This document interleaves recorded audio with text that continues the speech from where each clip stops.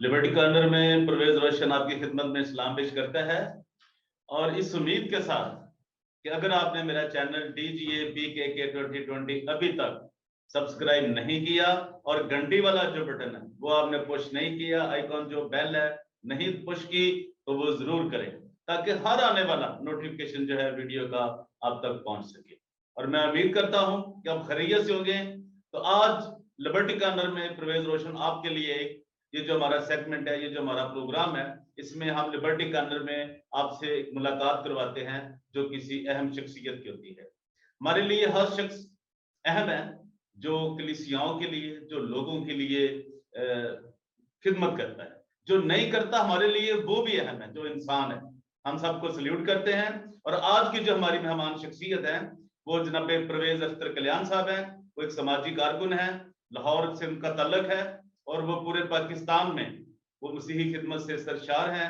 तो आइए हम मिलते हैं हमसे जनाब परवेज अख्तर कल्याण साहब से। लिबर्टी कॉर्नर में तशरीफ ले हैं जनाब परवेज अख्तर कल्याण साहब। जैसे कि मैंने बताया, मुल्क की, पाकिस्तान की एक समाजी शख्सियत है।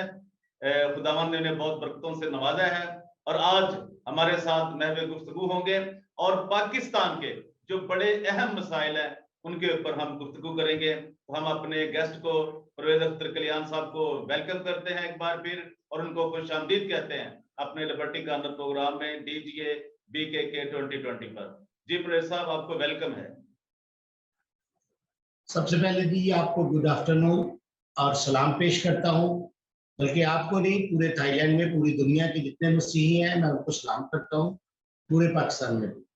और आज का जो मैसेज है हमारा या टॉपिक है, बड़ा संजीदा टॉपिक है परवेज साहब।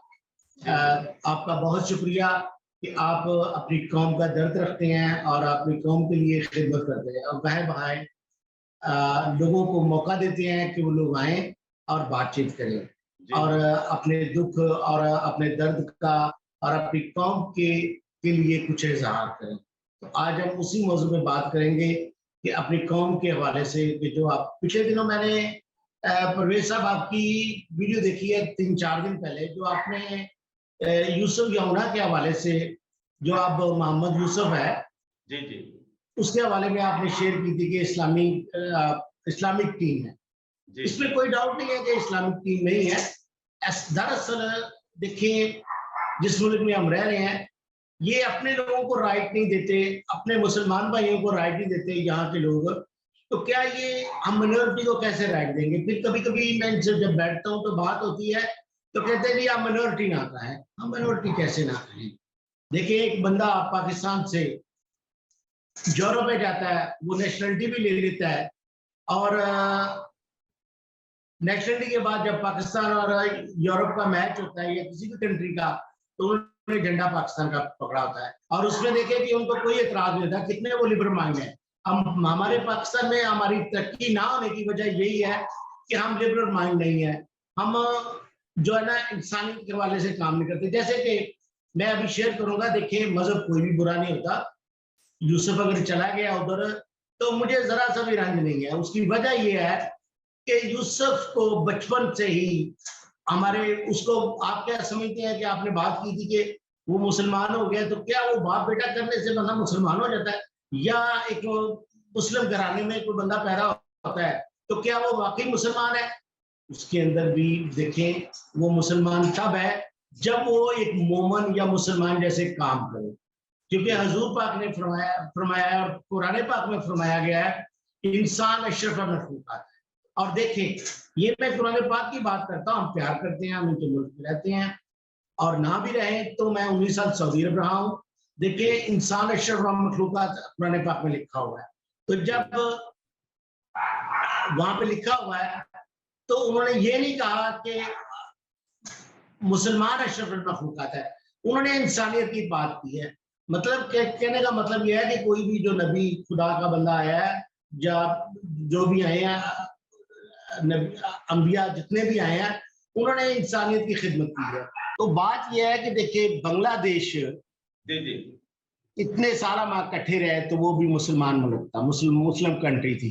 मुझे उस दौरान जब तक बांग्लादेश से एक भी खिलाड़ी लिया था हमारे मुल्क पाकिस्तान ने, किसी हमारे सरबरा ने या किसी वजीर आजम ने कहा कि चलो यार बंगाली हमारे भाई हैं तो वहां से भी एक बंदा ले लें।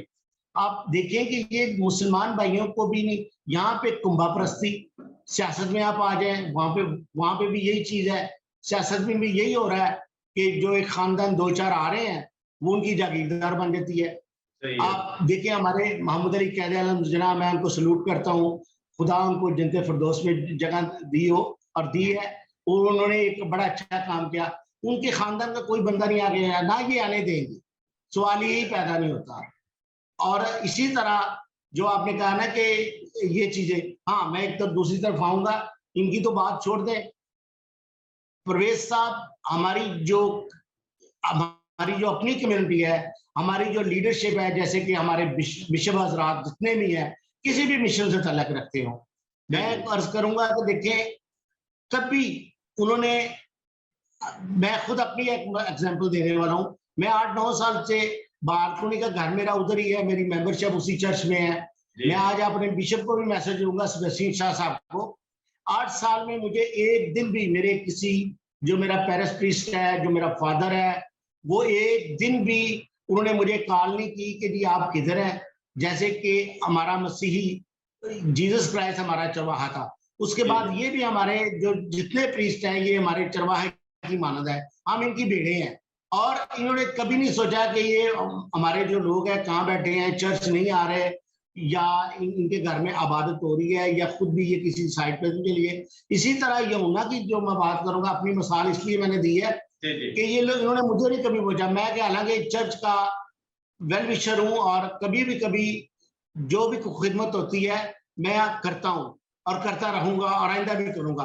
लेकिन अब जो है ना, जो यूसुफ की बात है, कोई बात नहीं है, अगर वो भी इस्लामिक मजहब है, वो उधर चला गया है तो कोई बात नहीं, हमें कोई फर्क नहीं पड़ा मसीहत को, क्योंकि हम बड़े ब्रॉड माइंडेड लोग हैं और हमेशा हम आप सच की आवाज को बुलंद करते हैं। और आज मैं ये भी कहूंगा कि आज हमारी कौम के जो लोग हैं, जरा गौर से सुने कि हम लोग जब तक यूनिटी नहीं होगी, अच्छे लोग नहीं बनेंगे, हमारे अंदर यूनिटी पैदा नहीं होगी, हम कुछ नहीं कर सकते भाई।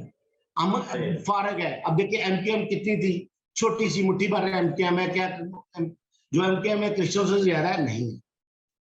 और बात यह है कि हमें हमारे अंदर एक तो दलेरी आनी चाहिए, एक अंदर हमारे अंदर यूनिटी आनी चाहिए। जो मैंने विश्व रात की बात की है, मुझे एक बात बता दे, मुझे कोई भी एक दिन दे दे, आप इंटरनेशनल लेवल पे काम करते हैं, मुझे कोई ऐसी वीडियो बता दें कि जब मोहम्मद यूसुफ बाप बेटा करता था, क्रिकेट टीम में गया था, इन्होंने कितना उसको प्रोटोकॉल दिया है, हमारे स्कूल्स वालों ने, हमारे बिशप हजरात ने, हमारे पास्टर हजरात ने, या वो फिर चर्च नहीं आता था तो उन्होंने कितने बार उसके घर गए हैं कि भाई तो आप किधर हो। मैं आपको एक बात बता दूं कि मेरे एक दोस्त थे कलमा चौक, खुरम साहब, मैं भी उनका कस्टमर था, योना भी उनका कस्टमर था, मैं मोबाइल के हवाले से। तो उसने मुझे 1.5 साल पहले बता दिया था कि यार ये तुम बाप बेटा भी कर रहा है। और ये देखिए योना में जो यूसुफ था उसमें कितनी मुनाफिकत थी, बाप बेटा भी कर रहा है, मस्जिद में भी जा रहा है। तो बात यह है कि मैं सिर्फ खुदावंद यीशु से डरता हूँ, मैं किसी इंसान से नहीं डरता, क्योंकि मैं अपने खुदावंद का फॉलोअर्स हूँ, अल्लाह का फॉलोअर्स हूँ। और कोई बात बताएं। अच्छा ये बताइए कि जो हमारे इदारे हैं मसीही पाकिस्तान के अंदर, तलीमी इदारे हैं, हमारी बहुत सी तंजीमें हैं, एनजीओज हैं, ये हमारे खिलाड़ियों को क्यों नहीं प्रमोट कर रही, उनके लिए कुछ नहीं कर रही, इसकी क्या वजह? जब से यूसुफ योना टीम से आउट हुआ है, क्यों खिलाड़ी को नया नहीं आ सका? क्या वजह है? क्या अभी किसी माओ ने यूसुफ योना पैदा करने छोड़ दिए हैं, कोई खिलाड़ी पैदा नहीं हो रहे, क्या वजह है इसकी? परवेज साहब आप बड़ी गहरी नजर रखते हैं। परवेज साहब आपने बहुत अच्छा क्वेश्चन किया और आपकी जितनी बातें होती हैं बहुत कड़वी होती हैं। ऊपर से मैं पाकिस्तान से आपका हम नाम हूँ, कड़वी बातें जो होती हैं सच्ची होती हैं। तो ये जो बात आपने की है ना कि ये क्यों नहीं होता, ये फिर आके खानदानी मसला आ गया है। जितने भी बिशप बनते हैं वो सिर्फ अपने कबीले के, अपने खानदान का कुछ करते हैं कि वो अमीर हो जाए। ये मैं बरमला कह रहा हूँ। और इसलिए इनको यूसुफ योना की परवाह नहीं थी, बिल्कुल भी नहीं थी परवाह उसकी, वो कहाँ घूम रहा है, कहाँ जा रहा है। दूसरी बात है कि उसका वालिद साहब, उसका पूरी फैमिली रेलवे हेडक्वार्टर रहते थे, वो एक अनएजुकेटेड फैमिली का बच्चा था, खुद भी अनएजुकेटेड था।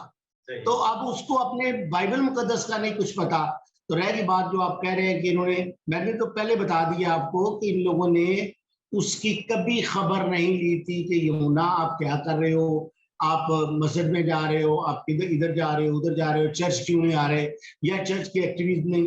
और दूसरी बात ये कि देखिए उसको चाहिए था, हमारा एक पाकिस्तानी हीरो पैदा हुआ था, तो उसको इनको चाहिए था कभी कभार उसको कभी चीफ गेस्ट बुलाते या इस चीजों में बुलाते।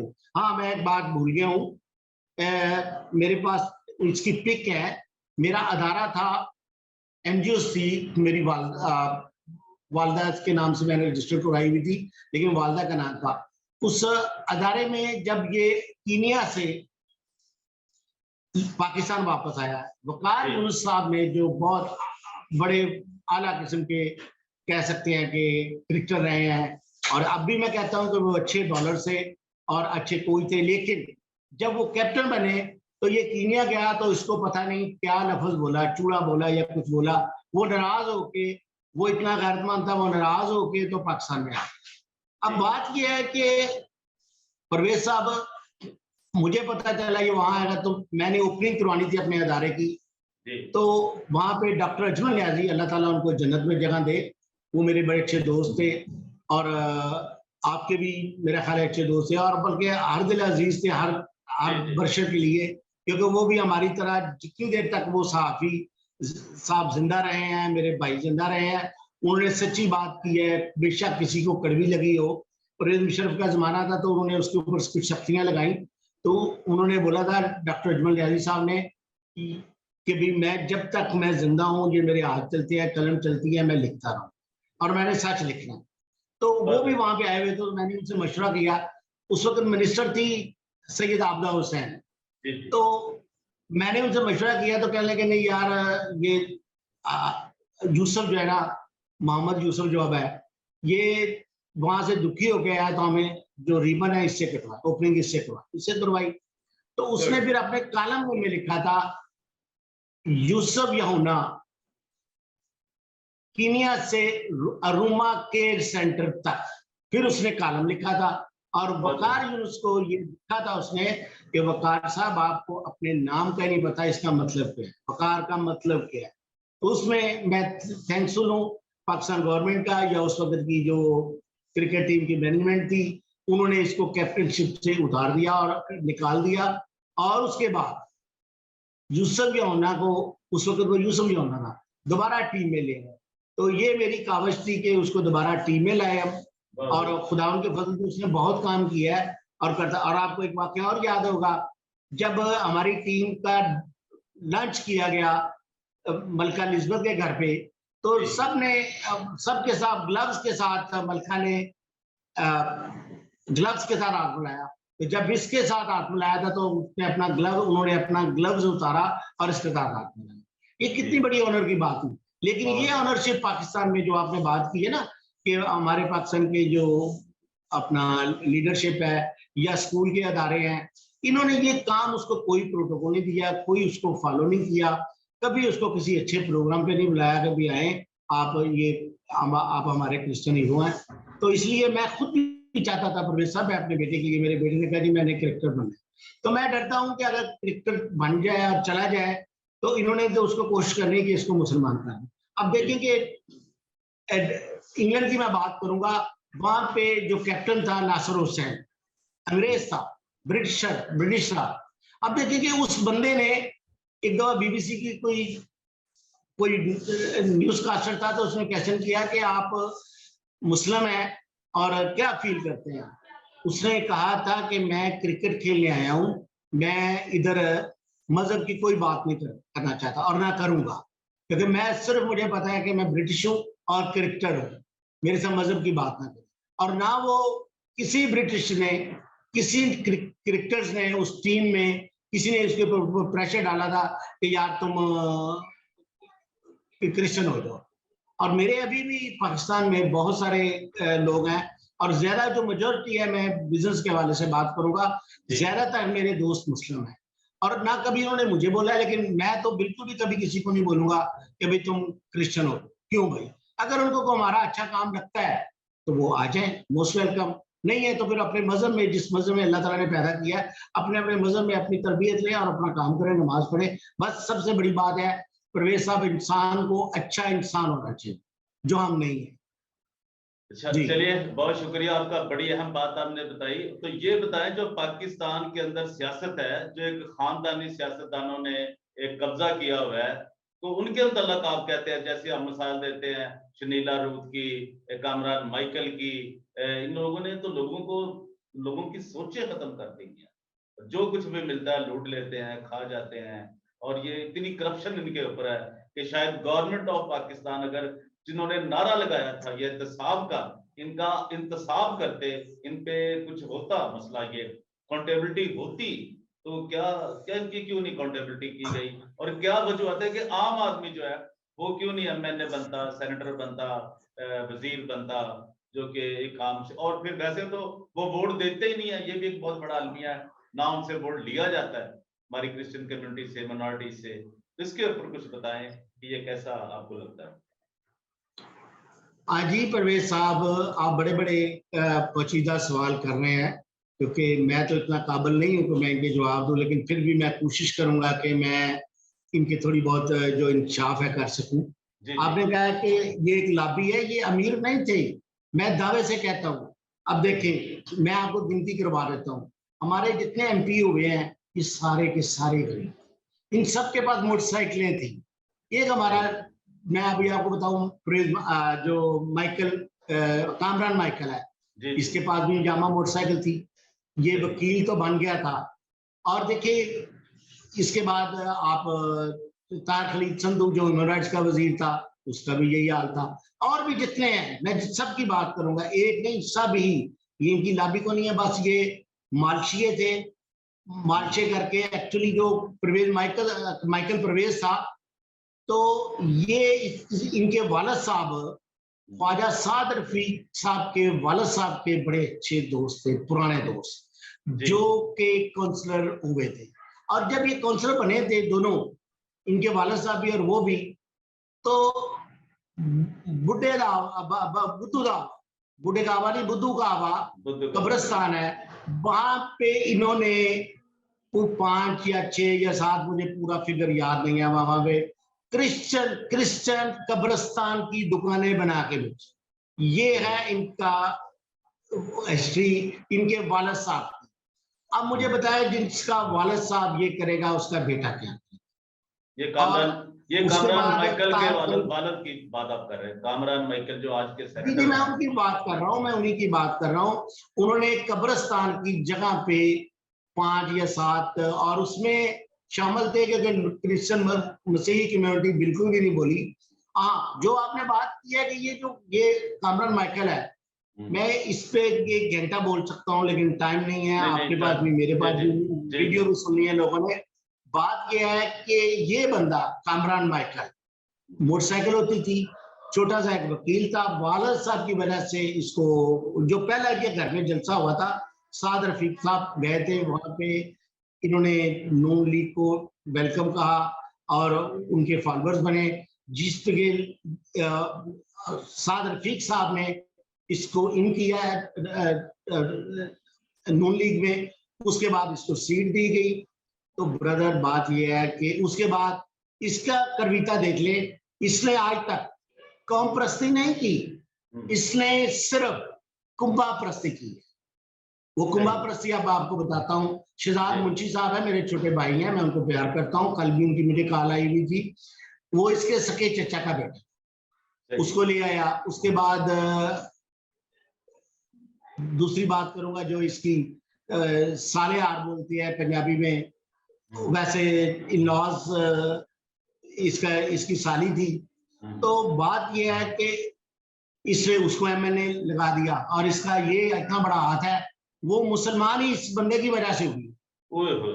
और उसको, उसकी मैं हिस्ट्री बताना चाहता हूँ कि वो भी क्रिश्चियन नहीं थी। उसकी वजह यह है कि उसकी वालदा ईरानी थी और बाप पाकिस्तानी क्रिश्चियन था। और दूसरी बात यह है कि इसमें उसको मिलाने करने का सारा हाथ कामरान माइकल का था। ये बंदा ही उसको समझ ले मुसलमान करना, इसने ये तोहफा दिया हमें।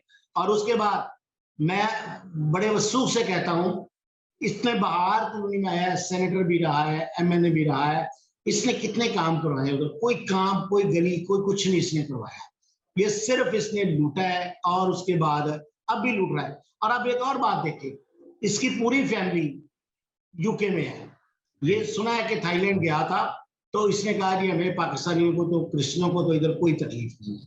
वाकई कोई तकलीफ नहीं, क्योंकि इसके घर वालों को कोई तकलीफ नहीं है, बाकी लोगों को। तो बात यह है कि इन्होंने सिर्फ खानदानी सियासत की है कि अपने कबीले की। और थाईलैंड में जब ये गया है बंदा, अनवर फजल साहब गए थे और ये कह रहे मैं अनवर फजल साहब को तो बीच में नहीं लाऊंगा, लेकिन एक बात और ये सियासत की, तो इसने वहां पे जाके कहा था कि हमारे क्रिश्चियन को जो कोई प्रॉब्लम। अब भी मैं ये कहता हूँ, अब इसके वाले साहब जो है मेरे भाई, अराउंड अबाउट 45 ईयर से यूके में, जवेद इकबाल उनका नाम है। अब ये जो बंदा है, इसके वाले साहब ने सियासी बना ली, सॉरी मजहबी बना ली, और लोगों के लिए ये दरवाजे बंद करते हैं।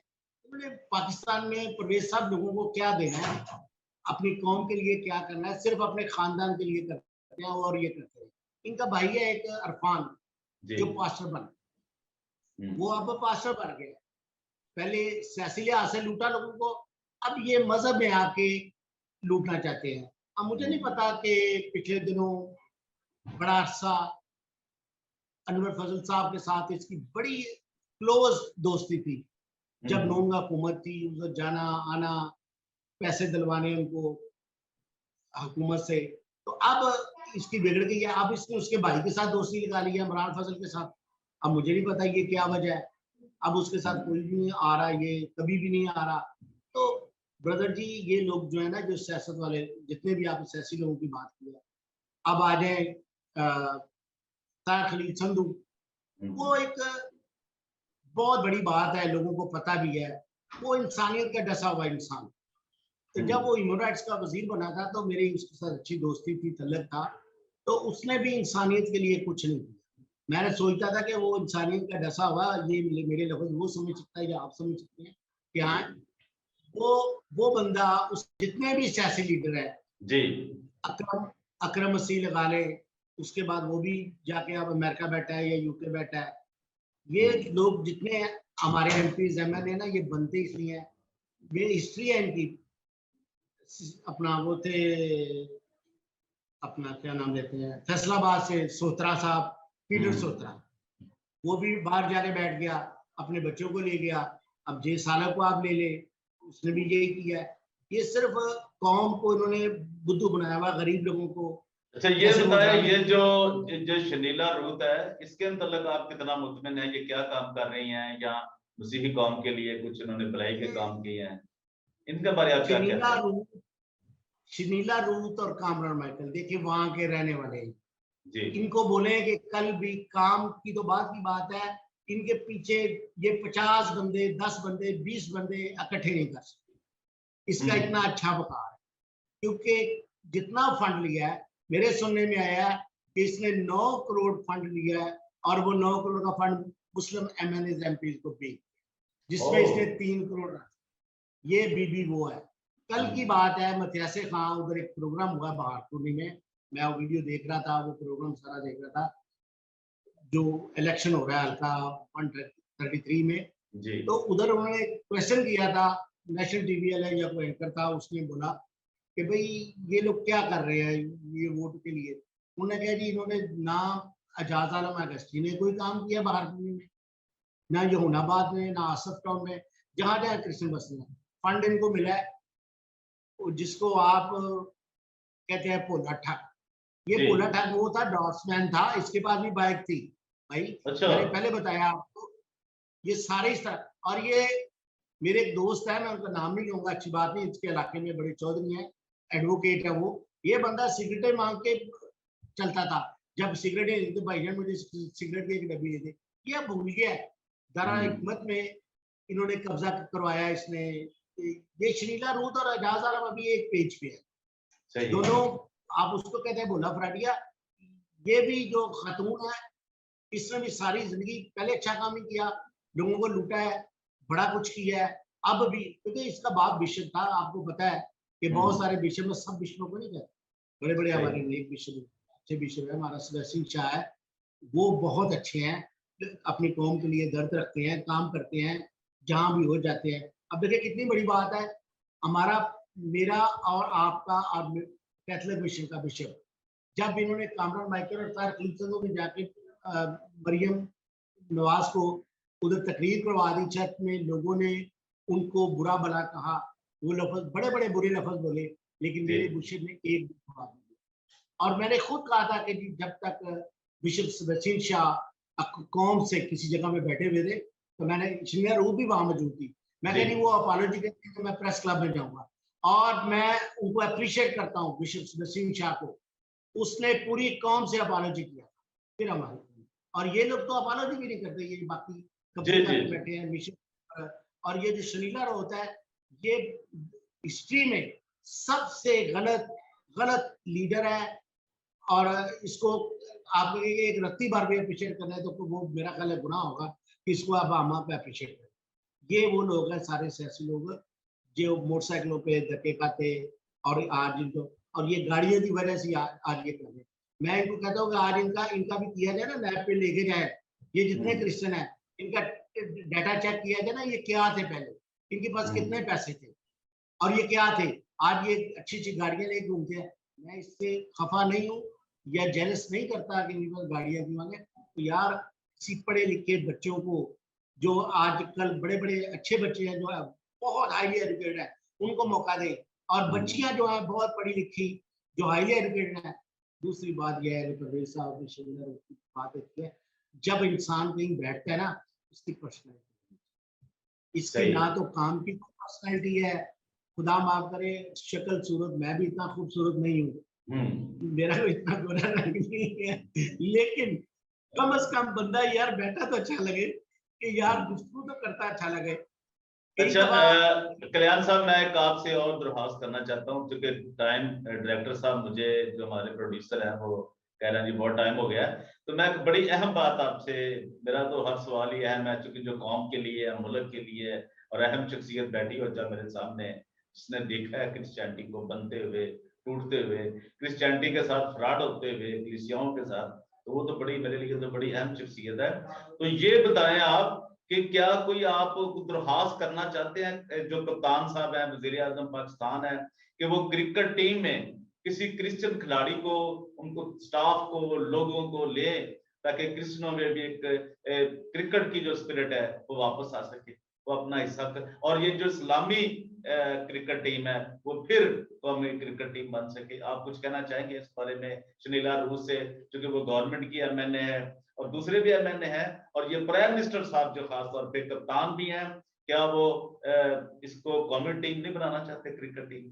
जी प्रेस साहब। तो बात यह है कि मेरी हुकूमत से दरख्वास्त है हाँ जी। कि लीडर जो है ना हमारे, मेहरबानी करके इस तरह के लाएं, ये जो ठग हैं, इस तरह के लोग कौम की खिदमत करें, और अपनी पार्टी को भी मजबूत करें। कि भी जब तक आप, इमरान खान साहब को मैं मैसेज दूंगा कि जनाब, अगर जब तक आपके जो क्रिश्चियन कम्युनिटी है, हम अच्छे वोटर हैं, अच्छे पाकिस्तानी हैं, ना हम महाजर हैं ना कुछ और है, हम पक्के पाकिस्तानी हैं, जिसको कहते हैं कि जो कभी भी हमने पाकिस्तान के साथ गद्दारी नहीं की।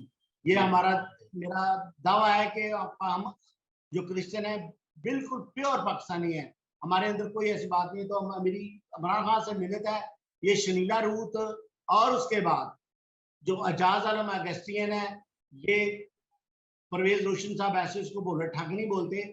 आखिर में बात सिर्फ इतना कहूंगा, दारुल हिकमत में इसने कब्जा कर लिया, वो इसका दामाद है, तो इससे ये चीजें निकलवाएं। और इसको, मेरा ख्याल है कि इसको परवेज साहब फारग करें दोनों को, ये इस काबिल नहीं है कि ये हमारे मिनिस्टर रहे, या वो एमएनए रहे, या ये ह्यूमन राइट्स का वजीर है। इसको इंसानियत के वाले के पता ही नहीं है, ये बिल्कुल खुद इंसान नहीं है, इसने क्या काम। इमरान खान को नहीं, सिर्फ मैं, जो पीसीबी है, जो इसका जो नाम है, मैं उनको सबको रिक्वेस्ट करूंगा कि खुदारा, हम पाकिस्तानी हैं, अगर हमारे क्रिश्चियन बच्चे कुछ आना चाहते हैं तो उसको आने दें, लेकिन इस चीज का ख्याल रखें कि ये नहीं कि वो आ जाए तो उनको इस्लाम की दावत भी देना शुरू कर दें आप दावत। अब देखें कि मैं खुद अपनी बात जो कर रहा हूँ, मैं 19 साल सऊदी अरब रहा हूँ, बचपन से लेके अभी तक मैंने कलमा भी पढ़ा है, कोई बात नहीं है। अब मैं कलमा पढ़ने से मैं मुसलमान तो नहीं हो गया ना, सही है, तो ना मानूंगा, क्योंकि सही है। मैंने मेरे पास दीनी तालीम है। एंड पे आपने कहा है तो हमारे लोग अब डरते हैं कि अगर कोई हमने क्रिकेटर पैदा कर लिया, अब ये भी हाँ। बात हो रही जी है कि ये ना हो कि वो वहां जाए तो उसको इस्लाम कबूल करा ले। अब मैं आखिर में एक और बहुत अहम बात करूंगा कि यूसुफ यौना के लिए, मोहम्मद यूसुफ के लिए मैं दुआ करता हूँ, वो अच्छा क्रिश्चियन तो नहीं बना, कम से कम अच्छा मुस्लिम बना, कम से कम Good. वो उधर ही एक अच्छा सिलसिला कर दे कि मैं वाकई अच्छा मुस्लिम हूँ, अपने दीन का ख्याल। चलिए, शुक्रिया जी। Thank you very much. Liberty corner में परवेज रोशन कल्याण साहब का शुक्रिया अदा करता है और तमाम देखने वालों को, सुनने वालों के का मशकूर है कि आपने मेरे इस व्लॉग को, मेरे इस इंटरव्यू को, जिसमें हमारे आज गेस्ट थे जनाब परवेज अख्तर कल्याण साहब, लाहौर से, पाकिस्तान से, आपने उनको सुना, उनकी बातें सुनी, और मैं आपका बहुत शुक्रिया अदा करता हूं। और एक आपसे दरख्वास्त करता हूं कि अभी तक पूरे पाकिस्तान में, बांग्लादेश में, इंग्लिस्तान में, अमेरिका में, ऑस्ट्रेलिया में, मिडल ईस्ट, फार ईस्ट में, जिन्होंने भी अभी तक मेरे चैनल को DGA BKK 2020 को सब्सक्राइब नहीं किया, वो जरूर करें, और जो बेल आइकॉन का बटन है वो पुश जरूर करें, ताकि आने वाला हर नोटिफिकेशन आपको बर वक्त मिल सके। Thank you very much. Liberty corner में परवेज रोशन आपसे इजाजत चाहता है। Thank you very much.